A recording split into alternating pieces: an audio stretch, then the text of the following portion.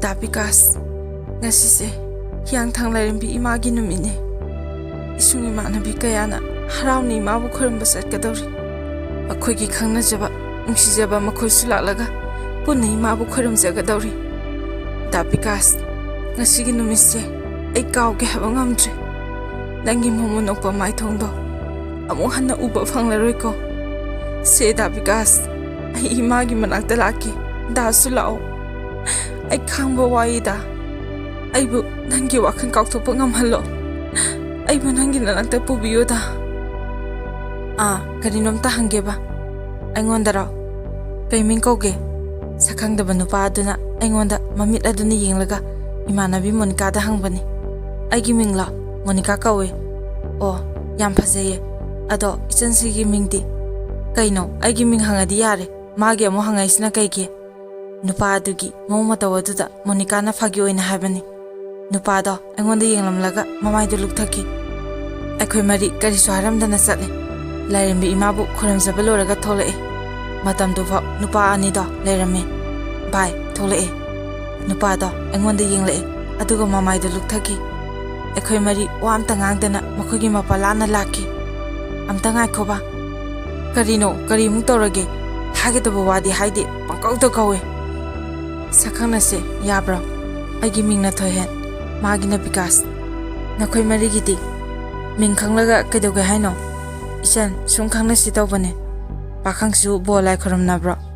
Kaino haise pakhangdi lai khoramba yadra. Yai. Ado amo mayamar sida laba soba nakhoi ni khakta uba. Atai sidi angang laba ngakta. Nupada aingonda mami aduna kirup yenglakki. Monica na khara phagi togonmaga magi matawaduda aidi noning mana khangma ngamdre. Aigi phone number piyo habadagi Monica na Bikas haba nupa aduda aigi number piki. Ikaina thigaliba nupi na pamiba nasak khuphajaduga chanadreko admai tawradi natuthi khangoi. Hojiti khanglani ado kainom saminagise. Yare ekhoi nupagi maranka chaba hite. Monica gi waheduda ekhoi puna nokhi. Numi asidagi Da Bikas kaiga khangnaki. Aisumagi chamjaba maung matawaduda nushiki. Da Bikas ki mapa laikhitre. Masanipi amaga mamaga makhoi khata lebeni. Adubu wajaraklaba mamabu amutangdi nungahangani habagi asada ayu nuntinaidena thabak suba chakki. Afangba suki. Masana thabak suna college losanki. Akhoigi imungi pibam phatabana aina lapthokhidra khanbada mayam wajaki. Numit ado ma aingonda yam harawna phone toraki. Hello, Bam. Taye Da Bikas. Ngasidi tayam harawe. Kai tawrage Da Bikas. Hairo ayam taninge. Bam, dana yawe haba marupto aingonda phawre. Ha, kai haba marupto phawre ba. Ado ekhoigi yum saba hawrani. Hayengdi ibani unase nangi kainom lebige. As agidi lebino. Imaga isangi lebiyo. Da Bikas. Aidi Da Bikas na harawbase. Aina harabaga sapmane. Dana nungju nungsa thidana thabak suba sappada ai nungaite. Ado Bam, chakhum sisu nungusale yumse hana sarage. Sidagi lemhawa paisa siga aigi seren marup amasu phangdore. Aduga punna karba ama tawgi khale.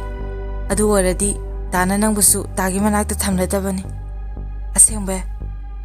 Asengbai ni Bam. Nangna dabu thadoga sakhidra khanbada ayam wai Bam. Nakhoiga di yam khetnai. Da Bikas aibu thajo. Da Bikas natana ai atopa nupa amada yum palo. Dana aroibani. Maga aiga thamoi masak khangna nungsinaki. Ima baba nasu magi shuba nomba kanbegi pau tabada yam thagatki. Aisu isagi thaba amadi tawgi khandana larik kanna paki. Manasu puning thogatpiki. Masu suba lepte.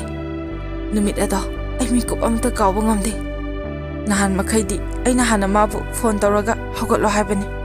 Adubu ngasidi mana yam ngana phone toraki. Hello, Da Bikas. Ngasidi dana hana phone toraki. Bam, ngasidi ai lake. Namanabi singsu laminaro. Kaigino. Asakuina ibani na khangnarabase. Ngasi phawa nangi karisu piba ngamde. Ngasidi namanabi singsu moina chaning ba pijadoine. Dadi thabak chatlaroidro. Chatkaniye kharangana halani. Nangsu hogolo da thamage. Hoida hogolage. Da Bikas lakane harakpada ayam harauki. Pakat pasu phauki. Kaigino khangde mihun sisu kanna chongkhalai. Imanabi Monica, Priya, Lily dasu, Dabikas lakani, thosi. Dabikas na akoina saningba loina lebi ne habane. Is yam kaleza torida. Fai fai. Ado hore namu big phaga yengboim phibam dudi taroi ko. Monica na harakpani. O mana walasu ailesidi. Asi haraga akhoi puna noi. Nungthingi pung ama adaida engonda Dabikas na phone torakhi. Bem, loisan ba horabo. Namanabi singsu haikro ai lak tawre. Dabikas kaida lege gari makhon yam taiye. Adubura ai nangi kainom leri. Gari leri no. Hore no ni yengo. Akhoi mari Dabikas lakpa ngai bani. Yoromdai phone torokke habani. Adubu toroktre. Laija Dabikas to lak taw mantre. Nangondaga phagi tawri jalo. Khangde bai ai phone amta tawge. Kaino bai phone up laiye. Kari no mana khali duna. Ai hanjan phone tawbani. Adubu off hanglaktre. Imanabi singsu kona thengnarasi haramaga chakre. Ai sauningba phawre. Adubu amusu kari tawrabano khanbada pakhatfa phawre. Numit tara phau phone hangaktre. Numidangi pung tari taramdaida magi phone laki. Aidi isase sauningbana henkibana ahanba tarokpa phone do paidre. Ai anirak suba tarokpada ngage khalaga phone do satpa khale. Hello Dabikas. Karino nangna khalise. Ai imanabi khagi mamangda kyam ikaisi khangaba. Jelaija aine santhoi ne. Santhoi nui dadi. Jelaija dadado accident thoe. Hauzik hospital da leye. Ha kyam thina soke. Hauzik doctor na kari harige. Santhoi ai hauzik imaga lake mafam kaidano. Jelaija imana ngasidi la anu hayeng la o haye. Santhoi dadado kyam soke. Kaisi thone sokte che. Oh adu oradi phare. Ai hayeng oina laage ko. Hoiche thamage. Dabikas ki pau do tabada ai yam pakhatki kapsu kapki. Aigi dabu soyangam thon bigano haiduna isodo khoramki. Imada hayeng do ta saminarsi. Dabikas to extend to habada imana. Hoi hoi karino mana sana ba khara leraga puraga sasi haraki. Numida do ai tumba yakidi. Nongalam daiki pung mari taramdai da fola pagi makhon tabada ai makeup tholokki. Kanhanu yengluba matamda Dabikas ki number oramki. Ai yam harauki. Ma phara mali khalaga harauna phone do paikhatle. Hello. Che. Ai khalamba wakhando mangki. Isen thoi nui da khara pharabo. Che laija. Che nai khoi gi manakta lakki habado. Akhoi yumda oina lao. Hoi yaye. Ngasi sapa yarani habro doctor Che ai thamage. Hore nai khoi yumda oina lao. Asi haram laga phone thamki. Karino kaidobo yawra jano khanki. Ai phamungdagi hogalaga imagi mating pangsale. Imada ganna chasena tae. Hoiba nangniba nangbo mayumda ngasi halakdo oradi watli. Saksida amta nenatana thongkige. Saksi sathoga salasi. Adu oradi horen khara thengna halasu yaridana. Imaga iga Dabikas hoide sale. Mafam khangasu mayum sap sana khangdabadagi phone tawbani. Adubu phone do pairaktre. Imaga iga mingonda hanglaga lae. Adubu ekhoigi maningda haina hobudo tabada ai mihunse chongba hore. Makhoigi se asiba hangba lakwa oira male. Kari phijono sibo khangdaba male adugi oramniye. Makhoina haraiba thonga andada mi kharasu sangki. Ahal amada Bikasogi mayumse sida oibiraba haina imana hangki. Mani ibema chango. Kaino kari tawbo yawra jano khanki. Makhoigi yum yoramdaida kapagi makhon taraki. Karino ima Dabikas ki ming kauraga kapisibo. Khangde ibema imasu gyan tade. Aige imaga lakwa ubada nupi amana kausilaki. Somda habida sangbiro. Ekhoi Bikas ka khangnai haiba nupi masaduro. Hoi mani ibema kana leitabe yauge. Inne Bikas to leitre. Ngara accident tawbane. Ngara numidangdi sohonba waina haramlaga nupi do kapki. Ima ibema se ima laisidi kapkanu se. Inne phijondo migi mangda fajade. Se hongdo piu se. Dabikas kaino aina tariba pausibo. Ai kari oyo habano Dabikas. Ai khanghaudana kokang rakhi. Aigi itawduda imadi pakhatpana lore. Imana aibu sena konbiki. Dabikas nang nungaina layuko.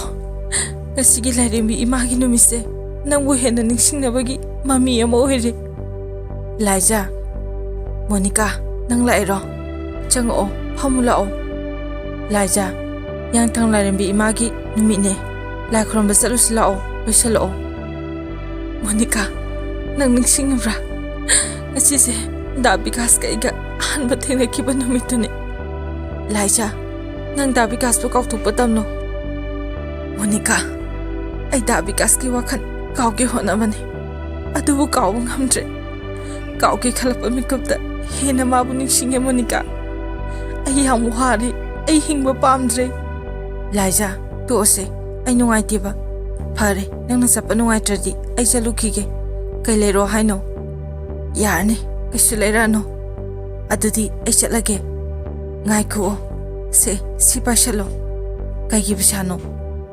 ꯗꯥ ꯕꯤꯀꯥꯁꯀꯤ ꯊꯋꯥꯏꯅ ꯂꯥꯏꯔꯝꯂꯦꯟꯗ ꯏꯅ ꯆꯤꯛꯅ ꯂꯩꯕ ꯉꯝꯅꯕ ꯂꯥꯏꯔꯦꯝꯕꯤ ꯏꯃꯥꯗ ꯑꯩꯅ ꯄꯤꯔꯤꯕ ꯄꯩꯁꯥꯁꯦ ꯀꯠꯄꯤꯌꯣ Monica. ꯍꯣꯏ, ꯑꯩ ꯀꯠꯂꯒꯦ꯫ ꯑꯗꯣ ꯆꯠꯂꯦꯀꯣ꯫ ꯅꯨꯃꯤꯠ ꯑꯗꯣ ꯑꯩ ꯇꯨꯝꯕ ꯌꯥꯈꯤꯗꯦ, ꯃꯥꯕꯨ ꯅꯤꯡꯁꯤꯡꯗꯨꯅ ꯑꯗꯨꯃꯛ ꯂꯩꯈꯤ꯫ ꯂꯥꯏꯔꯦꯝꯕꯤ ꯏꯃꯥꯅ ꯊꯧꯖꯥꯟꯕꯤꯕ ꯑꯣꯏꯕ ꯇꯥꯏ꯫ ꯗꯥ ꯕꯤꯀꯥꯁꯅ ꯂꯩꯈꯤꯗ꯭ꯔꯕ ꯃꯇꯨꯡ ꯅꯣꯡꯃꯇ ꯑꯩꯒꯤ ꯃꯪꯂꯥꯟꯗ ꯎꯈꯤꯗ꯭ꯔꯤ, ꯑꯗꯨꯕꯨ ꯉꯁꯤꯗꯤ ꯃꯥꯕꯨ ꯎꯕ ꯐꯪꯈꯤ꯫ ꯗꯥ ꯕꯤꯀꯥꯁ, ꯂꯥꯛꯑꯣ, ꯂꯥꯏ ꯈꯣꯏꯔꯝꯃꯨꯁꯦ꯫ ꯂꯥꯏꯖꯥ, ꯑꯩꯗꯤ ꯆꯪꯂꯔꯣꯏꯌꯦ, ꯅꯪꯅ ꯑꯩꯒꯤꯁꯨ ꯌꯥꯎꯅ ꯈꯣꯏꯔꯝꯕꯤꯔꯛꯑꯣ꯫ ꯂꯥꯛꯑꯣ, ꯀꯩꯗꯧꯒꯦ, ꯄꯨꯟꯅ ꯈꯣꯏꯔꯝꯃꯤꯟꯅꯁꯦ꯫ ꯏꯕꯥꯅꯤꯅ ꯀꯠꯃꯤꯟꯅꯅꯕ ꯑꯩꯈꯣꯏꯗ ꯁꯥꯠꯄ ꯂꯩꯁꯤꯡꯁꯦ ꯑꯩꯅ ꯍꯦꯛꯂꯛꯏꯅꯦ꯫ ꯁꯦꯕ, ꯅꯪ ꯑꯗꯨꯝ ꯀꯠꯂꯨꯔꯣ, ꯗꯥ ꯃꯄꯥꯟꯗ ꯂꯩꯔꯝꯃꯒꯦ꯫ ꯊꯨꯅ ꯊꯣꯛꯂꯛꯀꯦ, ꯗꯥ ꯉꯥꯛꯇꯪ ꯂꯩꯔꯝꯃꯨꯀꯣ꯫ ꯍꯣꯏ ꯍꯣꯏ, ꯑꯩ ꯍꯤꯌꯥꯡꯊꯥꯡ ꯂꯥꯏꯔꯦꯝꯕꯤ ꯏꯃꯥꯕꯨ ꯈꯣꯏꯔꯝꯖꯕ ꯂꯣꯏꯔꯒ ꯊꯣꯛꯂꯛꯄꯅꯤ, ꯑꯗꯨꯕꯨ ꯗꯥ ꯕꯤꯀꯥꯁꯇꯤ ꯂꯩꯔꯝꯗ꯭ꯔꯦ꯫ ꯗꯥ ꯕꯤꯀꯥꯁ, ꯗꯥ ꯕꯤꯀꯥꯁ, ꯀꯥꯏꯗ ꯂꯩꯒꯦ? ꯑꯩꯉꯣꯟꯗ ꯑꯃꯨꯛ ꯂꯥꯛꯅꯔꯤꯔꯣ? ꯑꯩ ꯀꯣꯏꯆꯦꯟ ꯆꯦꯟꯗꯨꯅ ꯃꯥꯕꯨ ꯊꯤꯕꯅꯤ, ꯑꯗꯨꯕꯨ ꯊꯤꯕ ꯐꯪꯗ꯭ꯔꯦ꯫ ꯗꯥ ꯕꯤꯀꯥꯁ, ꯗꯥ ꯕꯤꯀꯥꯁ, ꯏꯕꯦꯝꯃ, ꯏꯕꯦꯝꯃ, ꯁꯦ ꯅꯪꯕꯤ ꯄꯥꯡꯉꯣ꯫ ꯑꯩ ꯏꯃꯥꯅ ꯏꯁꯥ ꯄꯥꯏꯔꯒ ꯅꯣꯡꯂꯛꯄꯗ ꯃꯤꯀꯞ ꯊꯣꯛꯂꯛꯈꯤ, ꯃꯥꯕꯨ ꯀꯧꯗꯨꯅ ꯀꯞꯈꯤ꯫ ꯏꯃꯥꯗꯤ ꯑꯩꯒꯤ ꯃꯇꯧꯗꯣ ꯌꯦꯡꯕ ꯉꯝꯗ꯭ꯔꯦ, ꯏꯃꯥꯅ ꯑꯩꯕꯨ ꯆꯦꯠꯅ ꯀꯣꯟꯕꯤꯈꯤ꯫ ꯗꯥ ꯕꯤꯀꯥꯁ, ꯅꯪ ꯑꯩꯕꯨ ꯉꯥꯏꯔꯝꯃꯨꯀꯣ꯫ ꯀꯔꯤꯒꯨꯝꯕ ꯃꯊꯪ ꯃꯄꯣꯛ ꯍꯥꯏꯕꯗꯨꯅ ꯂꯩꯔꯝꯂꯕꯗꯤ ꯏꯕꯥꯅꯤ ꯑꯃꯨꯛ ꯊꯦꯡꯅꯈꯤꯁꯤꯀꯣ, ꯄꯟꯊꯨꯡ ꯌꯧꯅ ꯆꯠꯃꯤꯟꯅꯁꯤ꯫ ꯃꯇꯥꯡ ꯑꯁꯤꯗ ꯋꯥꯔꯤ ꯑꯁꯤ ꯃꯌꯥꯝꯗ ꯇꯥꯍꯟꯖꯕ ꯂꯣꯏꯖꯔꯤ꯫ ꯃꯌꯥꯝꯅ ꯆꯦꯅꯦꯜ ꯑꯁꯤꯕꯨ ꯅꯨꯡꯁꯤꯕꯤꯗꯨꯅ ꯂꯥꯏꯛ, ꯁꯦꯌꯔ ꯑꯃꯗꯤ ꯁꯕꯁꯀ꯭ꯔꯥꯏꯕ ꯇꯧꯕꯤꯔꯝꯃꯨ꯫